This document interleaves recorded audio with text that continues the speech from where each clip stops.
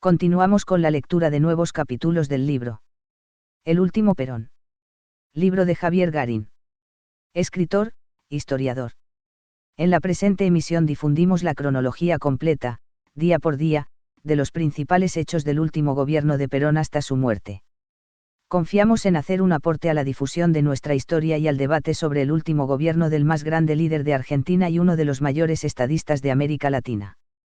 Especialmente dedicado a los jóvenes, que han venido recibiendo mentiras y difamaciones en torno a este gran argentino. Capítulo 12.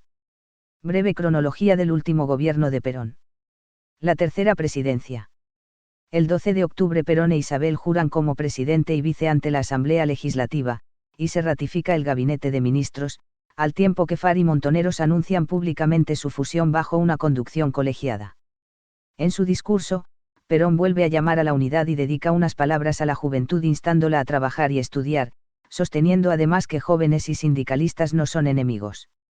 Al parecer, unos y otros pensaban exactamente lo contrario. En los días siguientes ocurren varios ataques de la derecha contra locales y militantes. El día 13 asesinan a un militante en Rosario y el 14 ametrallan un local en Tucumán. La derecha pone una bomba en el despacho del gobernador mendocino. Los tupamaros uruguayos secuestran un avión en Salta y lo desvían a Bolivia, de donde pueden salir con vida gracias a salvoconductos otorgados por el gobierno argentino para evitar que ejecuten a los pilotos. El 16 de octubre comienza la crisis del petróleo, a raíz de la decisión de países de la OPEP de elevar unilateralmente el precio del crudo, así como interrumpir su suministro a Estados Unidos, Holanda y otros países como represalia por su apoyo a Israel. La inflación y recesión global provocada impactará indirectamente en Argentina al año siguiente. El 18 de octubre Perón condecora al venerable de la logia mafiosa Propaganda 2, Licio Gelli, con quien mantiene una deuda por aportes financieros de campaña, pero luego se niega a otorgarle los privilegios que reclama el italiano en el comercio exterior. Ni loco pago una deuda personal hipotecando la economía nacional, responde Perón, y agrega que antes me corto las manos. De aquí provendría, según algunos, el corte de las manos del cadáver de Perón, años después, a modo de venganza o extorsión. Por su parte, la Juventud Peronista de Córdoba celebra el 17 de octubre con un acto en el que Quieto y Firmenich lanzan fuertes críticas contra Perón citando sus mismas palabras, en evidente tono de amenaza, que no hace sino echar leña al fuego después del asesinato de Rucci: si los dirigentes no marchan a la cabeza del pueblo, el pueblo marchará con la cabeza de los dirigentes. Kissinger se reúne con el canciller Vinis para anunciarle que su país propondrá un nuevo diálogo con los países de la región, asignando a Argentina un supuesto rol importante. El 23 de octubre se publica un reportaje a Perón donde declara: soy socialista, pero no alocado, y explica que el país no es una granja de Norteamérica, que por eso desea trabar relaciones con Europa, que necesita esta finca, y si no, recurriremos a China, que tiene 800 millones de consumidores. Ese mismo día concluye en la provincia de Buenos Aires el operativo Dorrego, experiencia de coordinación entre el ejército y la juventud peronista para tareas de construcción de infraestructura social y asistencial, promovida por el general Carcagno y la JP. Esta experiencia es defendida como positiva por muchos montoneros, y criticada severamente por Ortega Peña y por el ERP. Con ella se busca la unión pueblo-ejército, sin comprender que ese ejército está cooptado por la doctrina de seguridad nacional. Uno de los oficiales que participan del operativo es Albano Arguindegui, futuro ministro del Interior de Videla. Preciosa información sobre la caracterización, forma de pensar, hábitos, identidades y logística habrán obtenido los sectores represivos gracias a esta generosa iniciativa montonera. Se sanciona la Ley de Inversiones Extranjeras, cuya finalidad es asegurar un margen razonable de rentabilidad y a la vez terminar con los abusos especulativos y la fuga de divisas. Asimismo se otorga un aumento del 30% a los jubilados. Perón se niega a otorgar aumentos salariales pedidos por los gremios, en cumplimiento del pacto social, a fin de evitar la escalada inflacionaria, considerando que hay una lenta pero persistente mejora del salario real. En efecto, este ha sido en promedio un 50% superior en relación a 1963, permitiendo una expansión del mercado interno y una nueva aceleración del crecimiento, que rondará el 6% anual en 1973-1974. Resulta un éxito la contención de la inflación y hasta se obtienen reducciones de precios de muchos productos.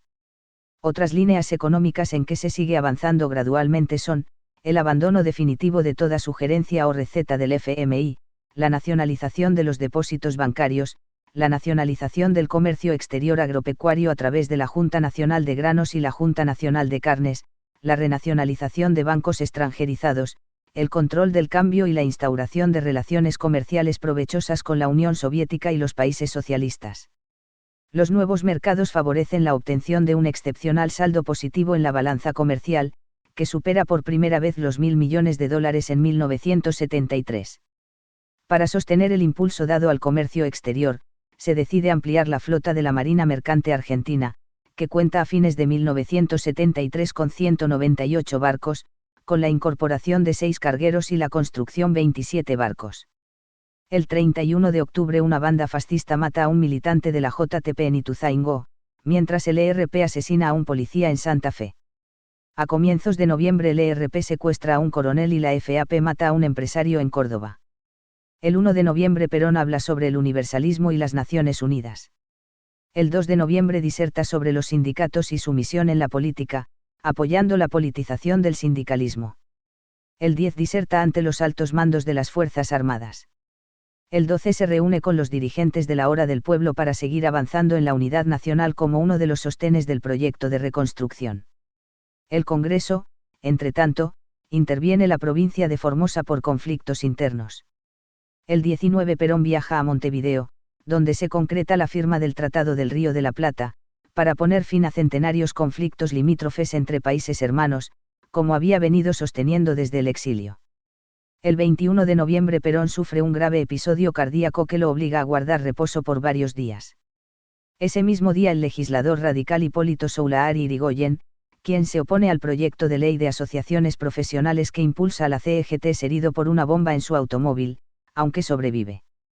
Reivindica el atentado una ignota alianza antiimperialista argentina que se suele identificar con la luego célebre triple a la ley de asociaciones profesionales a que se opone Soulaari Irigoyen. Es una expresión del creciente poder político del sindicalismo y un modelo sindical que favorece a la burocracia existente.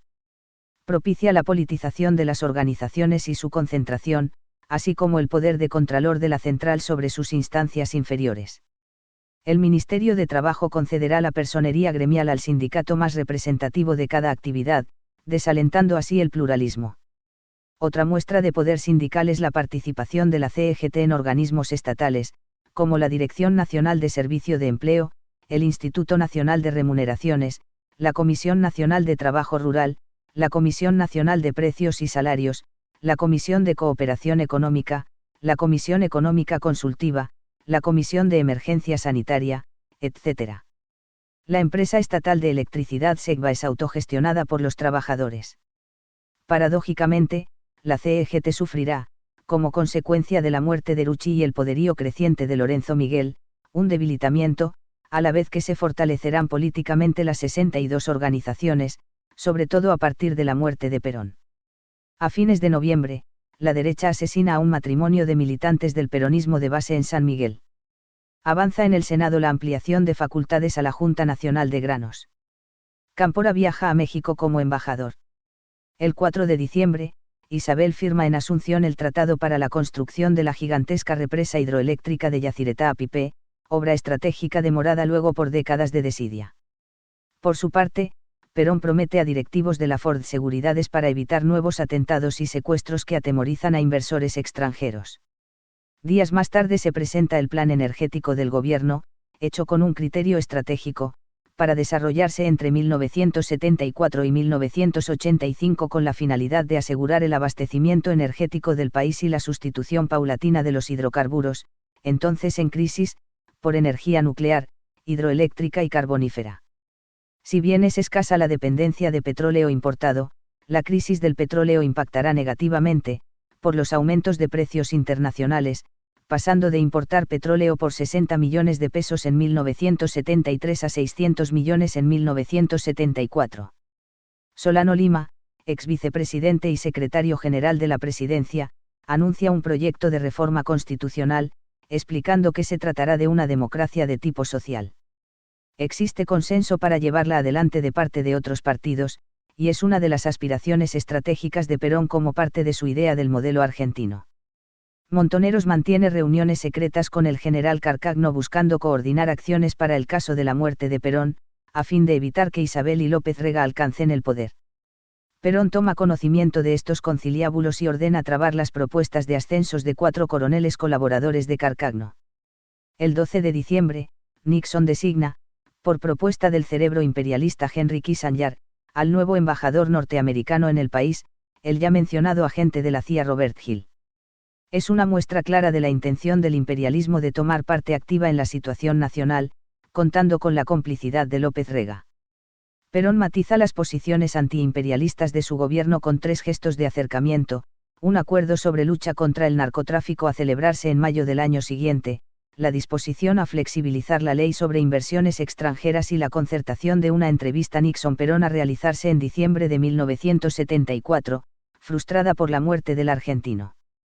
El 13 de diciembre Perón abandona su reposo para dirigirse a la CEGT, donde reivindica la política económica, la inflación cero y la recuperación del salario, indicando que en la distribución del ingreso se ha pasado del 33% antes de mayo al 42%, y llegaremos al 50% dentro de poco, y que es su intención estimular el consumo como factor de riqueza. Dice que aún no es tiempo de paritarias y pide paciencia pues a la brevedad será presentado el plan trienal. El 14 de diciembre el general Carcagno solicita audiencia presidencial para pedir por los ascensos de sus hombres. Le es denegada por Perón, ante lo cual presenta la renuncia. El presidente nombra en su reemplazo al profesionalista Anaya. Montoneros da a conocer un documento crítico, ayer, Juventud Maravillosa, hoy, Infiltrados, donde acusa al presidente de traicionar las promesas de campaña y defraudar a los sectores revolucionarios. A fines de diciembre se produce el anunciado lanzamiento del Plan Trienal, en el que se fija como metas para el 25 de mayo de 1977 la creación de 1 millón de puestos de trabajo, 34% de aumento en el consumo, participación de los asalariados en el PBI del 48%, duplicación de las exportaciones en mercados ya existentes y en los nuevos mercados de países comunistas, China, Cuba y otros, aumento en la producción de energía del 57% a través de varios emprendimientos, etc. Un aspecto destacable del periodo es la paulatina recuperación de los instrumentos tradicionales de justicia social que caracterizaron los primeros gobiernos peronistas. Nosotros queremos que esa abundancia de que goza un gran sector de población pueda llegar a todos los argentinos, dice Perón. En un país como el nuestro, donde la naturaleza nos brinda de todo, es inconcebible que pueda haber miseria y dolor, sin que la comunidad se preocupe por dar soluciones. Se establecen metas de redistribución del ingreso que incluyen la construcción de viviendas, donde existía un déficit de 1.600.000 unidades a mayo de 1973. Se amplía el financiamiento para conjuntos habitacionales, solo el 20% de los fondos se asignaron a la vivienda individual, y se aumenta la superficie construida, permitiendo el acceso de capas más amplias de la población a los préstamos hipotecarios. El Plan Alborada de erradicación de villas de emergencia representará 4.600 unidades terminadas y otras 24.000 en construcción. El Plan 17 de octubre, 17.000 viviendas construidas y otras 76.000 en ejecución.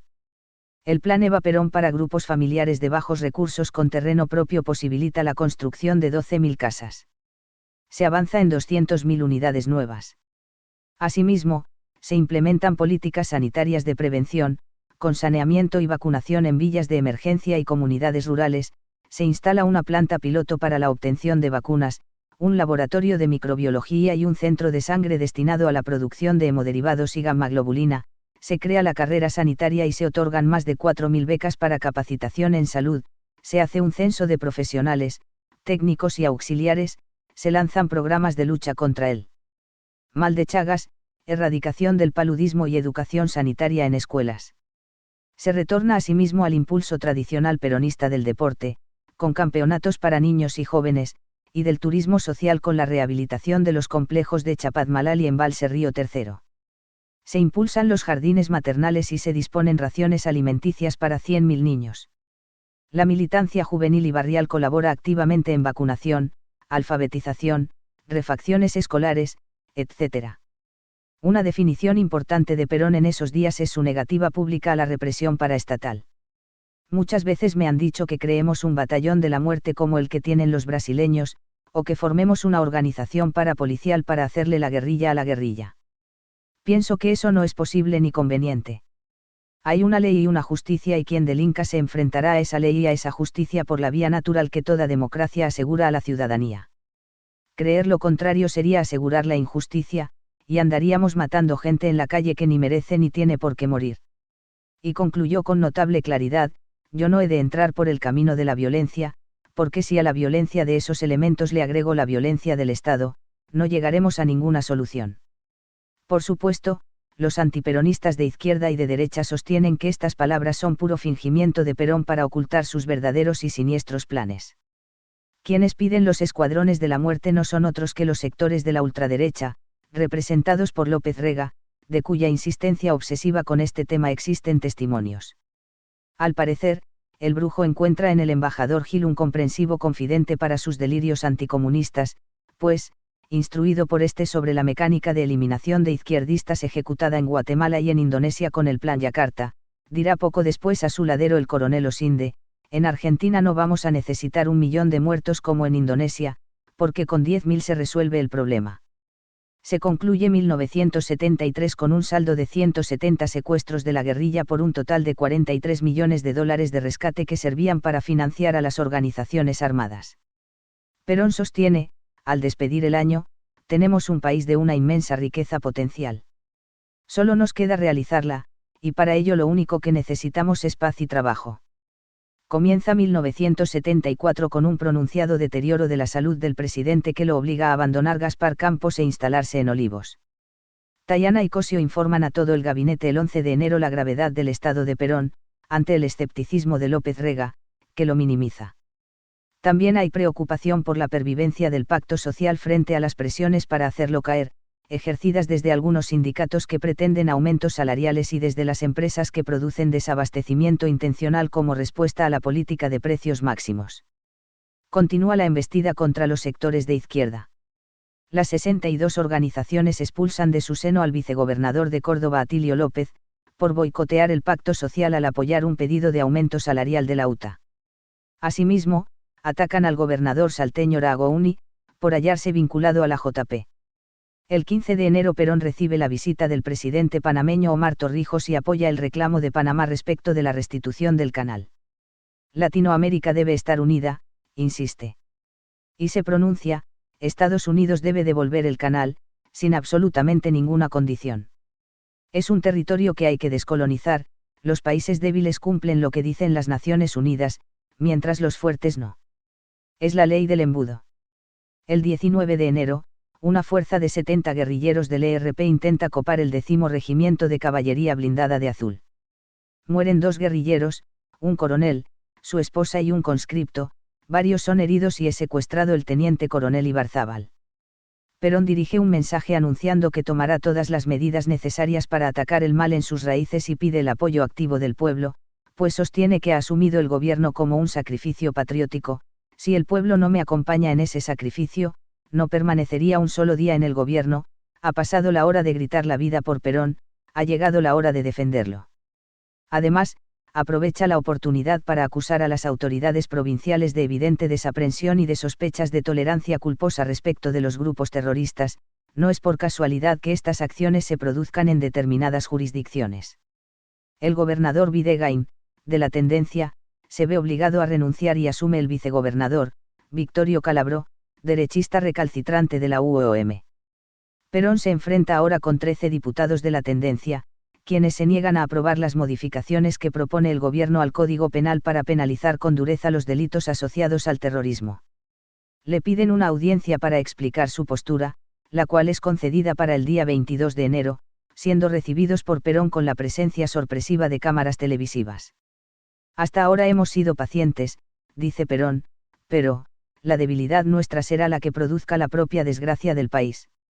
Lo mataron al secretario general de la CEGT, están asesinando alevosamente, y nosotros, con los brazos cruzados, porque no tenemos ley para reprimirlos. Si no tenemos en cuenta la ley, entonces formo una fuerza suficiente y lo voy a buscar a usted y lo mato, que es lo que hacen ellos. De esa manera vamos a la ley de la selva, y tendría que permitir que todos los argentinos portaran armas. Con todo lo que ha pasado en estos 7 meses de gobierno popular, estos señores se largan a la calle atacando un regimiento. Queremos seguir actuando dentro de la ley, y para no salir de ella necesitamos que la ley sea tan fuerte como para impedir esos males. Poco después, la ley es aprobada, pero 8 diputados renuncian a sus bancas, negándose a obedecer la orden de Perón, porque consideran que las proyectadas reformas penales podían también volverse contra el mismo pueblo peronista, vale decir, contra Montoneros, que sigue defendiendo la alternativa de la lucha armada. Cumplen así lo augurado por Perón: nadie está obligado a permanecer en una fracción política. El que no está contento se va. Por un voto más o menos no nos vamos a poner tristes. Adviértase que, mientras se produce este retroceso general de la tendencia, Perón en todo momento busca infructuosamente obtener el encuadramiento y la subordinación de ese sector a su conducción. Contrariamente al mito popular, ni siquiera en la plaza del 1 de Mayo echará a Montoneros. La ciega actitud de la izquierda favorece el avance de los grupos represivos. En los días siguientes López Rega logra ubicar en altos cargos policiales a 2 represores connotados de la dictadura militar anterior, Alberto Villar y Luis Margaride, quienes serán uno de los engranajes represivos del Brujo. Lópezito ya contaba con un incipiente equipo propio, los policías asesinos Rodolfo Eduardo Almirón y Juan Ramón Morales, suegro del anterior, quienes por decreto del 11 de octubre de 1973, firmado por Raúl Lastiri, yerno de López Rega, habían sido reincorporados al servicio activo, pese, o debido, a sus vergonzosos antecedentes criminales, para actuar como jefes de seguridad del ministro de Bienestar Social. Almirón y Morales, luego activos jefes operativos de la AAA, fueron ascendidos, saltando el escalafón, a subcomisario y comisario principal. Almirón era un asesino tan brutal que en una oportunidad mató a un extranjero en un boliche y en otra asesinó a quemarropas a un recolector de residuos porque el camión le obstruía el paso. El Brujo redobla su insistencia para que Perón autorice el accionar paraestatal, a la vez que conspira para sacar de la policía al general Iñiguez, opuesto a sus planes. Continúa organizando una fuerza clandestina en el ministerio, con la incorporación de mercenarios de las OAS e italianos, y aportes logísticos de la P2 y de la CIA. Perón, entretanto, conviene con sectores afines de la juventud, y con la JP Lealtad, desprendimiento de la JP en disidencia con la conducción montonera, avanzar en una reorganización juvenil, intentando vaciar políticamente a los montoneros. Convoca así a una reunión para el 30 de enero. La JP, la JUP, la JTP y Montoneros, en rebeldía, no concurren, generando cierto malestar en sus propias filas. Firmenich sostiene que dentro del movimiento hay 2 fuerzas enfrentadas, la juventud y la burocracia sindical o bandorismo, y que esta disputa debe resolverse mediante elecciones internas.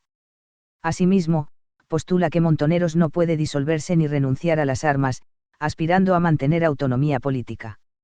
A comienzos de febrero Perón recibe una misión comercial soviética, reafirmando su ruptura con el concepto de fronteras ideológicas, reivindicando a Cuba, repudiando el bloqueo norteamericano e insistiendo con que la isla debe ser integrada al continente.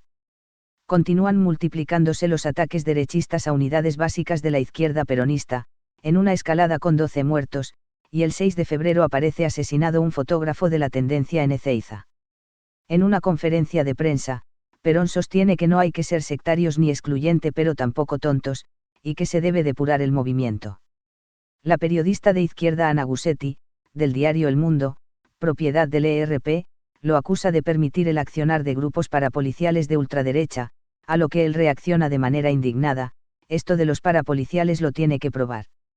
Asimismo ordena destempladamente identificar a la periodista para iniciarle acciones legales. Define a los atentados como asuntos policiales provocados por la ultraizquierda, que son ustedes, y la ultraderecha, que son los otros. El Poder Ejecutivo va a detenerlos y entregarlos a la justicia, a ustedes y a los otros. Continúa con su política de vaciamiento de montoneros, celebrando reuniones con sectores juveniles y tratando de apartarlos de la influencia rebelde, lo cual conseguirá parcialmente. Califica a la dirigencia montonera de cualquier cosa, menos justicialistas, y reitera la necesidad del gradualismo. Tenemos que organizarnos para la reconstrucción nacional, en primer término, y para la liberación nacional, en segundo término. No queremos liberar ruinas, queremos liberar una nación. No queremos liberar un cadáver, Queremos liberar un ser que trabaje y se desenvuelva. El 12 de febrero, la publicación montonera El Descamisado denuncia que las grandes empresas multinacionales han apelado al desabastecimiento, el acaparamiento, la especulación y el mercado negro para boicotear la política de precios máximos, lo cual es cierto. El 20 de febrero se convoca a la Gran Paritaria Nacional. La CEG y la UIA, los dos sectores del empresariado, se fusionan. El gobierno está preocupado con las dificultades para ubicar las carnes argentinas en Europa y el alza internacional de precios, que actúa sobre la economía argentina como una inflación importada. Ese mismo día Perón envía un mensaje a las 62 organizaciones de Córdoba, quienes acusan al gobierno provincial de albergar infiltrados. Estos no son momentos para que nos estemos peleando entre nosotros. ¿Qué sucede si el gobernador y las 62 se pelean? El que toma ventaja es el enemigo. No es necesario pelear para sacar a los infiltrados, tenemos que hacerlo con buena letra. Los insto a buscar evitar los enfrentamientos. La salud de Perón continúa empeorando con distintos episodios de arritmias. Se firman acuerdos comerciales con Libia. El 23 de febrero, luego de un acto en el que habla Lorenzo Miguel, un grupo de militantes de la Juventud Peronista de la República Argentina, JPERRA, derechista, rodea el diario El Mundo y tirotea durante 20 minutos el frente del edificio. Los trabajadores que logran entrar son detenidos por la policía. Es el preludio de la clausura definitiva por actividades subversivas, que ocurrirá al mes siguiente por orden gubernamental. El 24 de febrero, al celebrar 28 años de su primera asunción como presidente, Perón escribe a Fidel Castro: la unidad latinoamericana será la única posibilidad de libertad real para nuestro continente. Tanto usted, amigo Fidel, como yo, llevamos muchos años de permanente lucha revolucionaria. La responsabilidad que tenemos sobre nuestros hombros no es ya la de realizar la revolución, sino enseñar a nuestros descendientes a consolidarla. Para ello tenemos dos caminos: tiempo o sangre. Tiempo sobra, sangre falta. La tarea no termina mientras uno viva. Pero bien vale la pena vivir y morir por un ideal que trasciende a los pueblos. Fidel le responde coincidiendo plenamente en la necesidad de la unión latinoamericana y reiterando lo mucho que valoramos los cubanos el gesto argentino de reanudar las relaciones diplomáticas y económicas con nuestro país, como una prueba de independencia y soberanía política frente al imperialismo norteamericano. Concluye la conferencia de Tlatelolco, México, con promesas por parte Kissinger de solucionar el problema del Canal de Panamá y revisar políticas comerciales perjudiciales para América Latina, admitiendo el concepto de seguridad económica colectiva, reclamado por los países latinoamericanos. Los diarios oficialistas lo perciben como un gran triunfo, aunque el tiempo demostrará que solo son promesas. El 27 de febrero el gobernador cordobés Obregón Cano releva al jefe de policía, teniente coronel Antonio Navarro. Este se subleva argumentando que el gobierno está en manos de marxistas y detiene al gobernador y vice, apoyado por las 62 organizaciones, en un vergonzoso golpe de Estado conocido como el Navarrazo. El sindicalista combativo Agustín Tosco y la CEGT de Atilio López reclaman la reposición del gobierno, en medio de enfrentamientos armados. Perón, luego de reunirse con Balbín, decide que la provincia será intervenida, avalando por omisión a los golpistas. Es un nuevo avance en la depuración institucional. La tendencia protesta en vano por la pérdida de otra gobernación adicta. Regresa de Cuba el ministro Gelbard tras concluir exitosamente una misión comercial. El gobierno argentino se muestra decidido a presionar a las empresas norteamericanas radicadas en Argentina, impedidas por el gobierno estadounidense de exportar productos a Cuba, bajo amenaza de expropiarles la producción. También utiliza como presión la firma de contratos de venta de autos con Fiat y Citroën. Ante la posibilidad de quedar fuera del negocio en un contexto recesivo provocado por la crisis petrolera mundial, el 18 de abril Nixon permitirá a las filiales de sus empresas en la Argentina comerciar con La Habana en concepto de autorización excepcional. Le estamos muy agradecidos a Perón, manifestará Fidel años después. Nos vendió esos automóviles que todavía tenemos, esos vagones para nuestros ferrocarriles. El 11 de marzo la JP hace una demostración de fuerza movilizando una impresionante multitud de 50.000 personas a la cancha de Atlanta para tratar de recuperar espacio perdido, con el apoyo de la vieja guardia de la resistencia sindical peronista, Framini, Borro, Cabo, Lisazo, Biel, Avelino Fernández. Allí comienza a corearse la consigna, luego reiterada el 1 de mayo: ¿qué pasa, general, que está lleno de gorilas el gobierno popular. En su discurso, Firmenich sostiene que a partir de la masacre de Ezeiza los leales fueron desplazados por los traidores y que el pacto social beneficia a los empresarios y no a los obreros. Propicia recuperar el gobierno para el pueblo y para Perón. El 14 de marzo se dicta la ley Tayana que norma las universidades nacionales y establece criterios tendientes a unirlas con el pueblo y con el proyecto de liberación nacional. Se ha duplicado la población estudiantil de 1970, de 200.000 a 400.000 alumnos.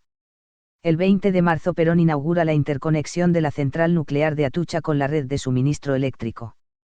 Dice La Opinión, la Argentina ingresó en la era energética del átomo, en una coyuntura caracterizada por la crisis del petróleo. La Argentina se eleva nuevamente sobre el nivel medio del continente latinoamericano. La decisión de poner en funcionamiento la planta con uranio natural propio, equivale a promover la participación de las industrias locales y lograr en el futuro la construcción de nuevas plantas. Es un gesto de autoridad política e independencia práctica. Asimismo, comienza la construcción de la central Embalse 1 y para abastecer con energía nuclear a 4 millones de personas.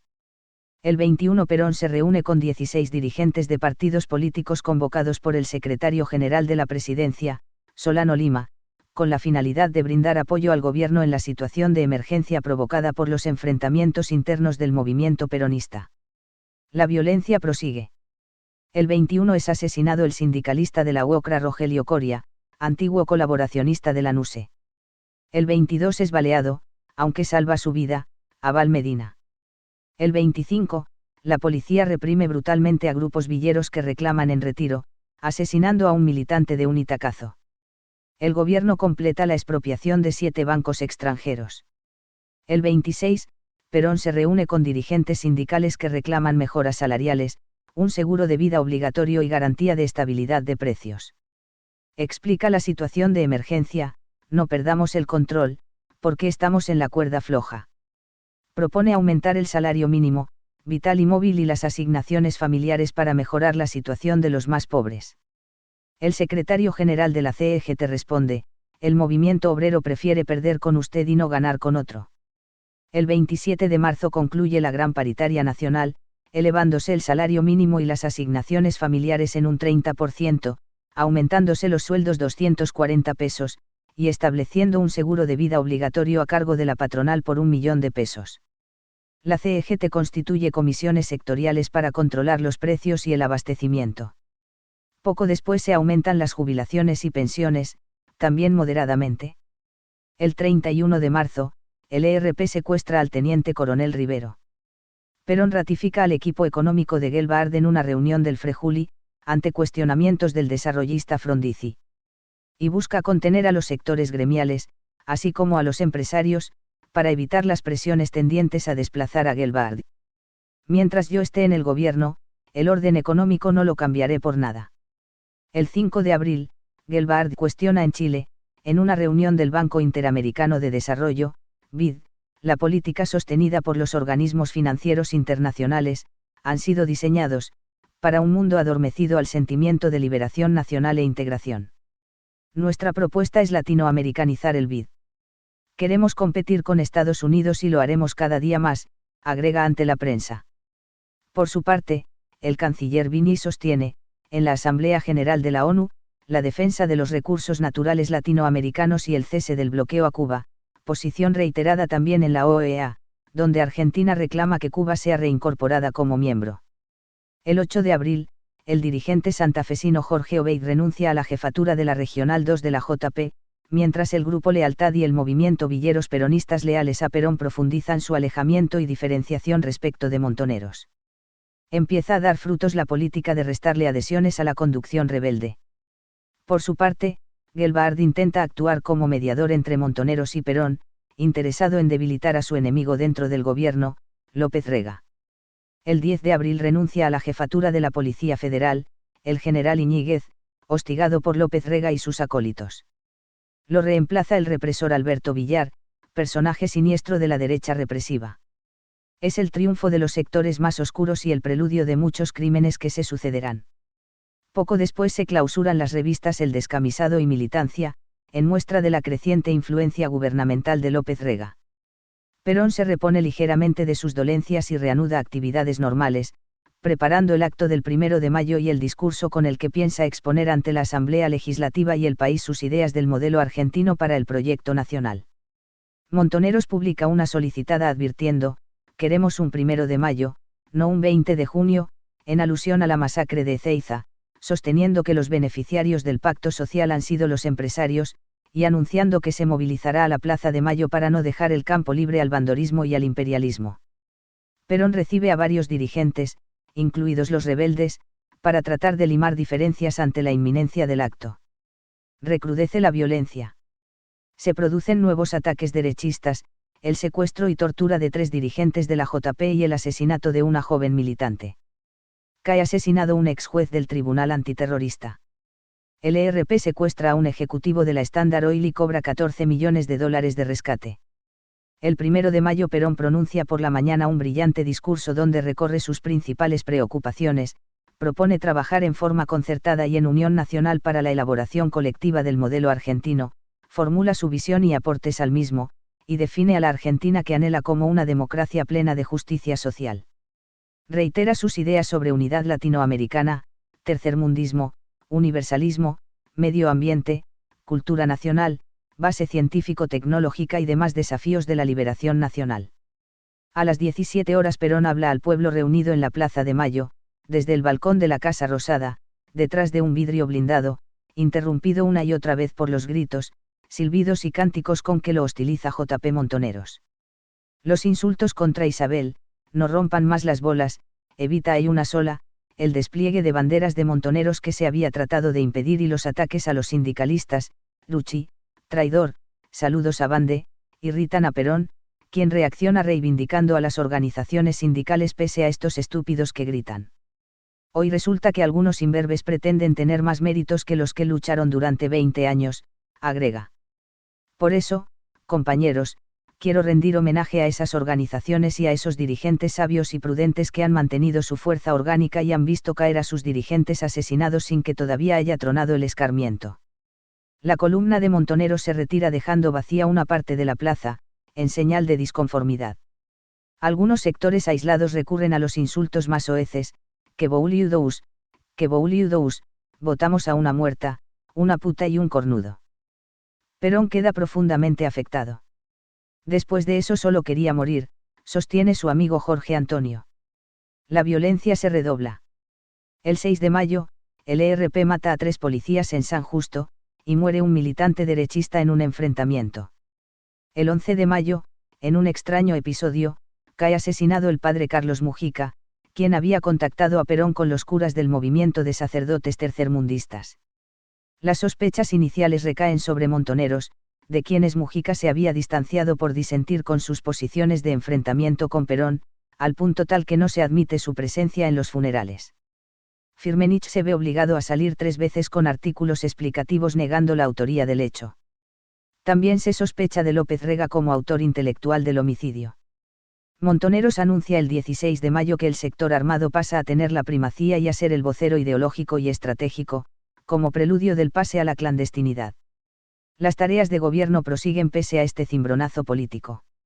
El ministro de Economía viaja a Europa del Este a concertar acuerdos con la Unión Soviética y con otros países comunistas. Se conviene una venta de cereales a China. El 24 de mayo se eligen los miembros del Consejo Nacional Justicialista, con Perón como presidente e Isabel como vice.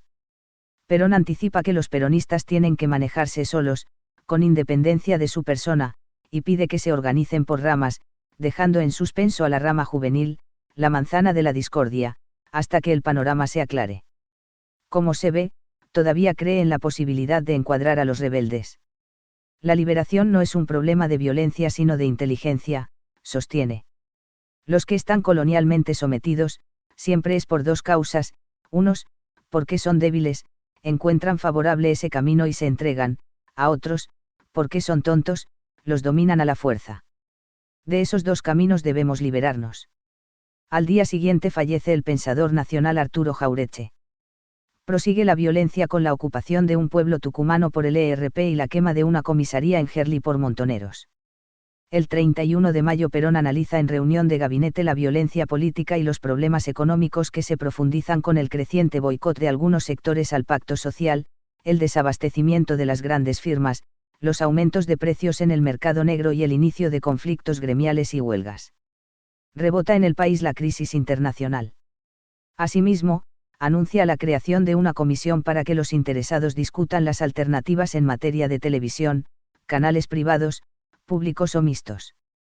Prevalece el criterio de que son un servicio público y por tanto no deberían ser puestos al servicio de intereses privados. En junio Perón recibe a delegados del 10º Congreso de Jóvenes Comunistas.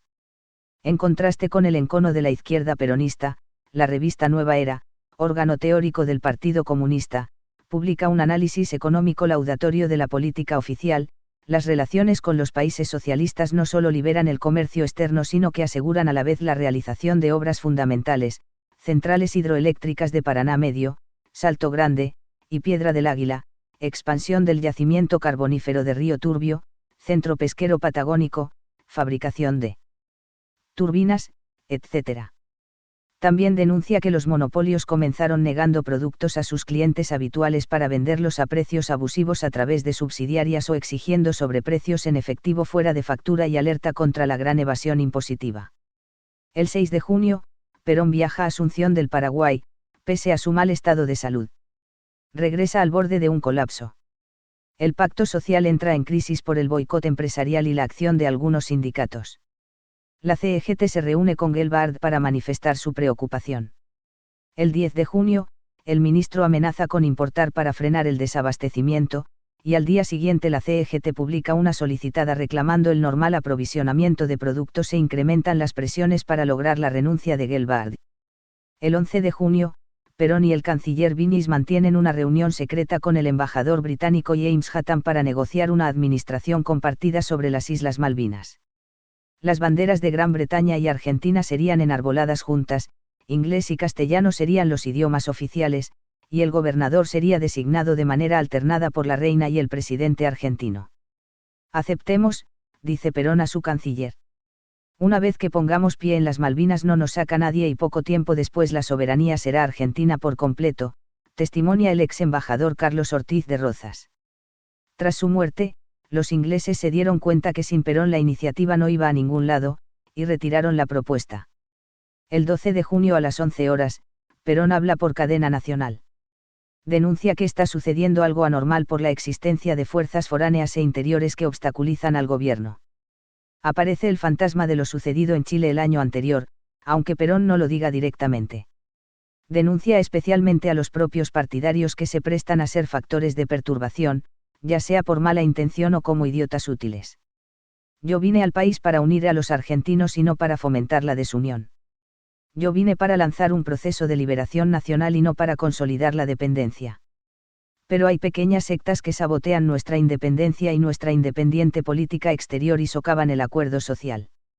Dice que algunos interpretan los esfuerzos por la unidad como señal de debilidad que envalentona a los enemigos y asevera que grandes firmantes de la Gran Paritaria están empeñados en no cumplir con el acuerdo, pidiendo al pueblo que los castigue como se merecen, sean empresarios o sindicalistas. Denuncia asimismo a los medios dominados por profesionales de la acción psicológica. Los enemigos están preocupados por nuestras conquistas.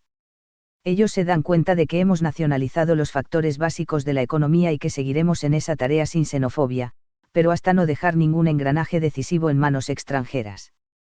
En un año de gobierno ellos advierten que el pueblo sabe que, sin acudir a las recetas de miseria y dependencia, mejoramos el salario real de los trabajadores, bajamos drásticamente la desocupación y aumentamos las reservas del país. Amenaza asimismo con renunciar si no tiene el respaldo del pueblo. Califica de sabotaje de pigmeos a quienes se oponen a los innegables éxitos de nuestra política internacional, que nos está llenando de ventajas y de prestigio en el mundo exterior. Retroceder equivaldría a volver a ser una republiqueta sin dignidad y sin grandeza. Los ataques de Perón tienen destinatarios claros, los medios de comunicación gorilas, las grandes empresas, algunos sindicatos cómplices, los cipayos de siempre, los intereses norteamericanos. La CEGT decreta paro general movilizando a los trabajadores. Los partidos políticos populares se solidarizan con el presidente. Una concentración espontánea ocupa la Plaza de Mayo. El apoyo a Perón es masivo. Aunque es una oportunidad para que la JP recupere espacios ante el llamamiento del presidente, sus dirigentes la dejan pasar, ofuscados por los sucesos del 1 de mayo, pero muchos jóvenes de las bases se movilizan por su cuenta. Por la tarde, el anciano líder sale al balcón a agradecer profundamente el que se hayan llegado hasta esta histórica plaza. Agrega: yo llevo en mis oídos la más maravillosa música, que para mí es la palabra del pueblo argentino. Esta actitud combativa y este discurso son, sin que nadie lo adivine, ni siquiera él mismo, la despedida de Perón. Es la última oportunidad, asimismo, en que Perón intenta atraer a los sectores juveniles, tal como claramente lo interpreta La Nación. La omisión, por esta vez, del vocablo infiltrados reflejó la deliberada intención de hacer un nuevo esfuerzo por rescatar lo que él considera rescatable para su propio movimiento. La salud de Perón decae notablemente mientras Isabel y López Rega viajan a Europa en una gira política a participar de la OIT, visitar al Papa y mantener reuniones diplomáticas.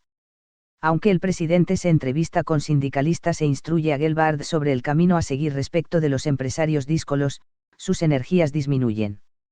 Manda a llamar a la conducción de la JP para restablecer relaciones y reinsertarlos en el aparato justicialista, a través de las distintas ramas y mediante elecciones internas, como reclama la juventud. Comienza a trascender que Perón habría decidido pedir la renuncia a López Rega y enviarlo a un destino diplomático. Tiene un nuevo infarto el 18 de junio. A partir de entonces no hace sino empeorar. El 20 de junio regresa López Rega. El 28 sufre otro infarto y un edema pulmonar. Regresa Isabel de Europa y Perón le delega el mando. El 1 de julio Perón llama a su secretario legal y técnico para que estudie la posibilidad de transferir de alguna manera el ejercicio de la presidencia a Balbín, lo cual es finalmente descartado dada la imposibilidad legal y constitucional. A las 10:25 sobreviene un paro cardíaco y Perón alcanza a murmurarle a Tayana: «Doctor, me voy de esta vida, esto se acaba, mi pueblo, mi pueblo». Entra en un sopor y procuran reanimarlo los esfuerzos de los médicos y las artes esotéricas de López Rega, pero al final fallece pasado el mediodía. En medio de la conmoción y congoja popular, sus restos son velados en Olivos hasta el 3 de julio, y luego trasladados al Congreso, donde desfilan miles de ciudadanos frente a su féretro. El 4 de julio se producen los discursos de despedida, siendo el más célebre el de Ricardo Balbín: «Este viejo adversario despide a un amigo». Con la muerte de Perón se profundiza la influencia de López Rega a través de Isabel. Entra en acción a cara descubierta la Triple A, inaugurando en forma sistemática el terrorismo de Estado que luego continuará la dictadura genocida, persiguiendo dirigentes, intelectuales y artistas y consumando cientos de asesinatos, el primero de los cuales tiene lugar muy poco tiempo después de la muerte de Perón, el del diputado Rodolfo Ortega Peña. Montoneros pasa a la clandestinidad y a la lucha armada y se generaliza la represión. Los días del ministro de Economía Gelbard y del Pacto Social están contados, lo mismo que los del ministro de Educación Tayana. Como un logro residual del periodo anterior, se aprueba la Ley de Contratos de Trabajo, que favorece ampliamente los derechos de los trabajadores, pero se inicia la reacción en todos los aspectos, comenzando por el entierro del proyecto altamente simbólico de impuesto a la renta potencial de la tierra. Kissinger, la CIA, las grandes empresas, la sociedad rural, la oligarquía agroexportadora, los medios de comunicación a su servicio y los militares formados en la doctrina de seguridad nacional empiezan a gestar el golpe de Estado. Ha concluido el último intento de gobierno soberano y antiimperialista del siglo XX. Fin de la cronología del último gobierno de Perón, lectura de varios capítulos reunidos del libro El último Perón de Javier Garín.